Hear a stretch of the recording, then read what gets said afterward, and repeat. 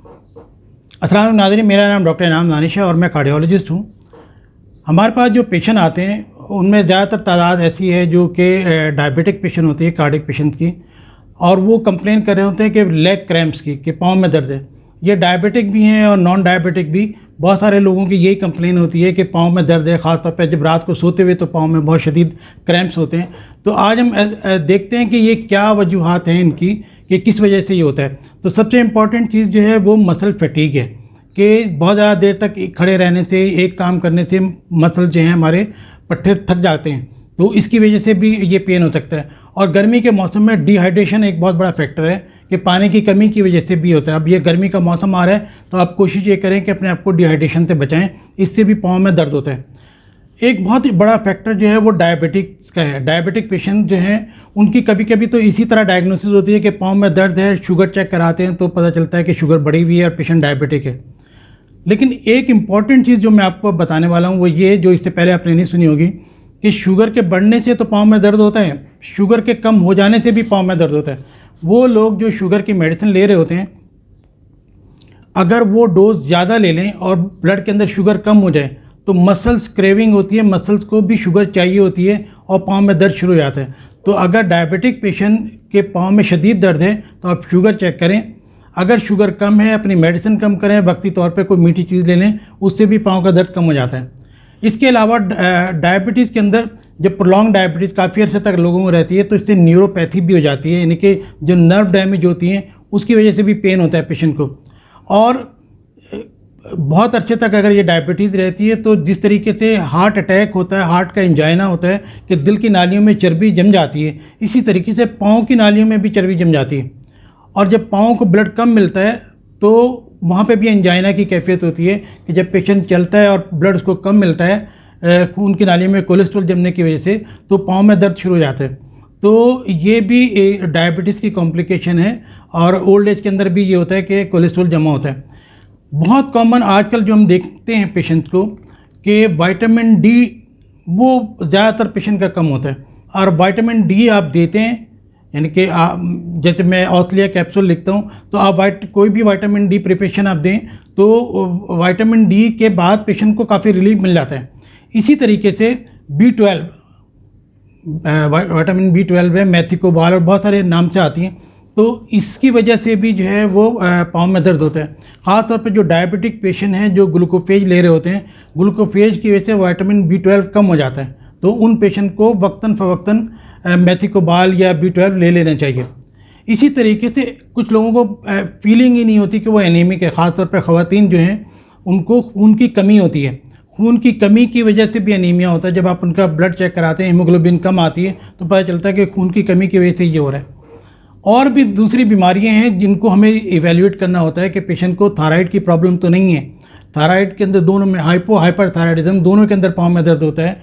Kidney renal impairment जो है kidney disease के अंदर, उसमें भी पाँव में दर्द होता है। लिवर डिजीज़ के अंदर भी पाँव में दर्द होता है। कुछ नमकियात अगर बॉडी के अंदर कम हो जाएं, जैसे सोडियम, पोटेशियम, कैल्शियम, मैग्नीशियम है, ये अगर कम हो जाएं तो उसकी वजह से भी पाँव में दर्द होता है। अमूमन उसकी दो ही रीज़न है, एक तो डायरिया होता है पेशेंट को कि मोशन के अंदर ये नमकियात निकल जाते हैं, तो डायरिया के बाद बहुत पाँव में दर्द होता है। या फिर कुछ पेशेंट डायरेटिक्स ले रहे होते हैं, वो दवाएं जो पेशाब आवर होती हैं, जो कि ब्लड प्रेशर में इस्तेमाल करते हैं या हार्ट फेलियर में इस्तेमाल करते हैं, कार्डियक पेशेंट यूज़ कर रहे होते हैं, उनकी दवाओं के अंदर भी ऐसी मेडिसिन होती हैं जिनसे नमकियात ज़ाया होते हैं और उनके पाँव में दर्द होने लगता है। कुछ मेडिसिन है, ख़ास तौर पे कोलेस्ट्रॉल कम करने की जो मेडिसिन है, स्टैटिन जो कहलाती हैं, इनकी वजह से बहुत पाँव में दर्द होता है। और डायरेटिक्स का मैंने आपको बताया कि जो जिनसे पेशाब आता है उनसे पाँव में दर्द होता है। एस्थमेटिक पेशेंट वेंटोलिन टैबलेट ले रहे होते हैं, इसका भी साइड इफ़ेक्ट है, तो इसकी वजह से भी हो रहा होता है। पेरिफेरल न्यूरोपैथी किसी वजह से भी, यानी कि नर्व अगर डैमेज होती है, नर्व डैमेज अगर होती है किसी भी वजह से, बहुत सारे उसके वजूहात हैं, तो भी पाँव में दर्द होता है। और कुछ साइकोलॉजिकल चीज़ें भी होती हैं, जैसे क्रॉनिक फैटिग सिंड्रोम कहते हैं, कि आदमी रेस्ट कर लेता है उसके बावजूद उसकी थकन नहीं उतरती, आमतौर पे ये साइकोलॉजिकल होता है। इसके अलावा रेस्टलेस लेग सिंड्रोम, ये भी जो साइकोलॉजिकल पेशेंट होते हैं मोस्टली जो स्ट्रेस के अंदर, उनको भी रेस्टलेस लेग सिंड्रोम होता है कि वो बेचैनी रहती है कि हर वक्त पाँव को वो हरकत कर रहे होते हैं। इसी तरीके से नर्व कंप्रेशन, अगर पीछे सर्वाइकल वो नीचे जो स्पाइन है, स्पाइन के अंदर अगर कंप्रेशन होती है तो कभी कभी ये जिसे हम कहते हैं कि मोरे बढ़ गए हैं, रीढ़ की हड्डियाँ बढ़ गई हैं, वो नर्व को अगर कंप्रेस कर रही होती है तो उसकी वजह से भी पाँव में दर्द होता है, जिसे आमतौर पर शियाटिका भी कहते हैं कि शियाटिका का पेन होता है वो पीछे पाँव की तरफ से आ रहा होता है और वो नर्व कंप्रेस हो रही होती है। अब ये है कि रात ही में क्यों होता है ज़्यादातर, आप दिन में भी होता है लेकिन लोग ज़्यादा कंप्लेन करते हैं कि रात को सोते हुए ज़्यादा होता है। उसकी रीज़न ये है कि जब हम सो रहे होते हैं हमारे जो पाँव हैं वो इस तरीके से होते हैं कि नीचे की तरफ होते हैं। जब आप रात को इस तरह सो रहे हैं तो जो पाँव हैं, पाँव की उंगलियाँ वो नीचे की तरफ होती हैं, तो नीचे के जो मसल्स हैं वो अकड़ जाते हैं, इसलिए ये होता है। तो इसका तरीका वो आपको मैं बताता हूँ कि इससे रिलीफ कैसे मिल सकता है। लेकिन ये कि रात में एक वजह ये भी है कि हमारी पोजीशन पाँव की इस तरह होती है जिसकी वजह से क्रैम्प बढ़ जाते हैं। जहाँ तक ट्रीटमेंट का ताल्लुक है, एक तो आप ये देखें कि ये हो क्यों रहा है। अगर डायबिटीज़ है तो शुगर कंट्रोल है तो या ज़्यादा है या कम है। ज़्यादा है तो इसे कंट्रोल करें और अगर शुगर कम हो रही है तो मेडिसिन कम कर दें। विटामिन B12 लेवल चेक करा लें, उससे पता चल जाएगा। विटामिन D लेवल चेक करा लें, उससे आइडिया हो जाएगा। नमकियात बॉडी के चेक कराएं, मिनरल जिसे इलेक्ट्रोलाइट्स कहते हैं, इलेक्ट्रोलाइट चेक कराएं, किडनी फंक्शन टेस्ट कराएं। तो उससे ये सब चीज़ें हैं जिनको आप ट्रीटमेंट करते हैं तो बेनिफिट होता है। जो आम जनरल बेनिफिट्स हो सकते हैं जो पेशेंट अपने तौर पे कर सकता है वो ये है कि स्ट्रेचिंग एक्सरसाइजेज करें। यानी कि स्ट्रेचिंग एक्सरसाइजेज ये कि जैसे ये पाँव हैं, मैं इस वक्त यानी कि एग्जांपल दे रहा हूँ, तो जैसे पाँव की उंगलियों को ऊपर उठाएं और अपनी तरफ खींचें इस तरीके से करके। तो इस तरीके से ये स्ट्रेच करें ताकि आप पाँव के जो लेग के नीचे का हिस्सा है वो काफ मसल जो हैं उनको स्ट्रेच करें। तो आप उंगलियों को ऊपर अपनी तरफ उठाएं, अपनी साइड पे करें और उसको खींचें अच्छी तरीके से। तो ये स्ट्रेचिंग एक्सरसाइजेज करने से भी काफ़ी फ़ायदा होता है। योगा जो है उसमें भी स्ट्रेचिंग एक्सरसाइजेज होती हैं।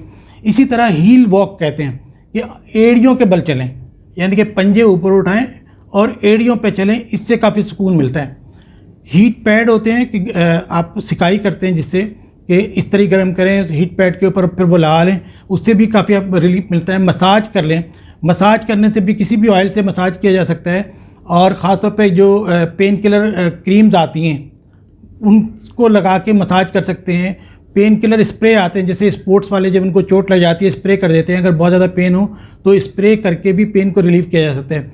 पानी का ख्याल रखें कि पानी पीते रहें, पानी की कमी की वजह से ये होता है। अच्छा, एक चीज़ और है जो पिकल जूस उसको कहते हैं, यानी कि खीरा होता है वो सिरके में डला होता है, बाज़ार में मिलता है पिकल जूस के नाम से। नहीं मालूम कि इसमें क्या ऐसा इफेक्ट है, लेकिन लोग कहते हैं कि पिकल जूस से काफ़ी पाँव में दर्द को आराम मिलता है। इसके अलावा कुछ मेडिसिन है जो हम यूज़ कर रहे होते हैं जिसमें प्रीगैबलिन, ख़ास तौर पे प्रीगैबलिन से काफ़ी रिलीफ मिलता है। रिटैरिक के नाम से आती हैं और बहुत सारे नाम आते हैं इसके। डिलॉक्सीटिन है, ये इसी के अंदर यूज़ होती है। मसल रिलैक्सेंट हम यूज़ करते हैं, पेन किलर यूज़ करते हैं और एंटी डिप्रेशन मेडिसिन यूज़ करते हैं। और अगर कभी इससे भी पेन रिलीफ ना हो, बहुत ज़्यादा सीवियर पेन हो, तो ये ट्रामाडोल वगैरह इस टाइप के जो है पेन किलर आते हैं जो कि सीवियर पेन में यूज़ करते हैं, तो इनको यूज़ कर सकते हैं। कहने का मकसद ये है कि पाँव में दर्द बहुत तकलीफ़ देह है और डॉक्टर को प्रॉपर डायग्नोज करना है कि कितनी सारी चीज़ें हो सकती हैं और कितनी पॉसिबिलिटीज़ हैं और इनके कितने जो है वो इम्पैक्ट हो सकते हैं। ख़ास तौर पे ये जो एक्सरसाइजेज मैंने आपको बताई है, दो बातें आज की जो है वो इम्पॉर्टेंट मैं आपको बता रहा हूँ। एक तो लो शुगर के अंदर भी पाँव में दर्द होता है, ये ख्याल रखें। विटामिन B12 और विटामिन D जो है वो अपना पूरा रखें। एनीमिया, हीमोग्लोबिन का ख्याल रखें और स्ट्रेचिंग एक्सरसाइज करें, हील के ऊपर चलें, तो इससे काफ़ी रिलीफ मिलता है।